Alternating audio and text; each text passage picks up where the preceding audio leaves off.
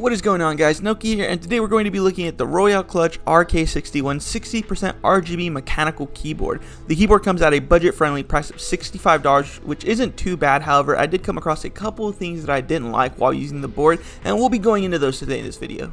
The first thing you see when opening the box is a keyboard wrapped in some foam, the instructions manual, and on top you'll have a compartment that holds the white USB cable to match along with the color of the board you got. Now, the cable is rather short in my opinion, but hey, for $65 it is what it is.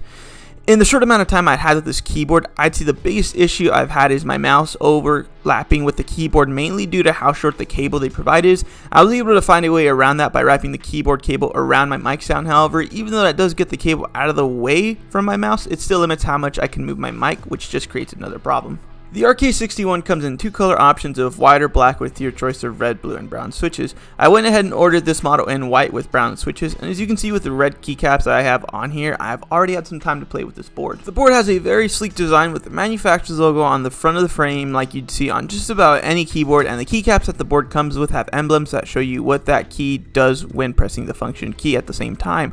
On the top of the frame you'll have a micro USB port, which seems a little outdated considering the board was released back in February of this year. But for $65 I can't complain. If you choose to use this keyboard via Bluetooth, you'll get 10 hours of battery life with constant RGB usage. However, if you don't care much about the bells and whistles, you can easily get 20 hours with the RGB effects disabled.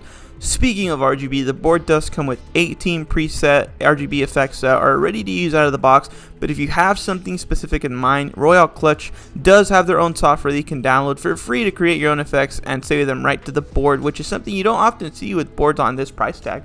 One of the things that I did notice while using the RK61, which you'll see later on in the video, is how dirty the white keycaps got, as you can see, which was surprising to me considered I've used white keycaps plenty of times in the past and never had a problem with them getting dirty this quickly.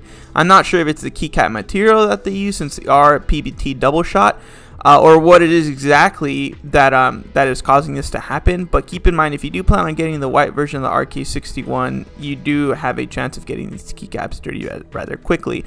However, if you opt to get the black version or replace the keycaps in general, I doubt you'll run into this problem at all. Alright guys, so overall this isn't a bad keyboard. As far as the issues I've had go, I think that the positives find a way to outweigh the negatives as long as you don't mind getting the black version. The RK61 has a solid bezel with a sturdy frame, giving it a feel of a Ducky or 1-2 Mini or the Ampro 2, and on top of that, the fact that you get to customize your own RGB effects and have 3 different switches to choose from at just $65, it's hard to not recommend this board. I think the only scenario I can see myself not recommending this board was if you were to opt for the white version like I did. As you would have to replace the cheap white keycaps that it comes with, which will run you at least $20 depending on the ones you get, totaling you $85 for both the board and the keycaps. At that point, you're approaching high-end prices, and you might as well get the Ampro 2 since it would be the same price range, and it would be a better option as well. Now, before I end the video, guys, I do want to leave you with a sound test of the brown switches on this board because everybody loves sound tests. I love sound tests. They're so ASMR-y, and honestly, it's just amazing. Go ahead and take a listen.